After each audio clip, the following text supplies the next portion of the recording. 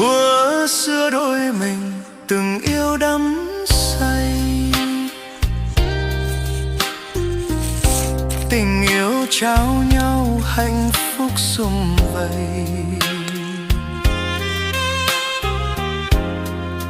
Vỡ tàn rồi mộng bên uyên ương, chuyện đôi mình sao quá thê lương, duyên ta trăm mối tơ lòng sầu thương.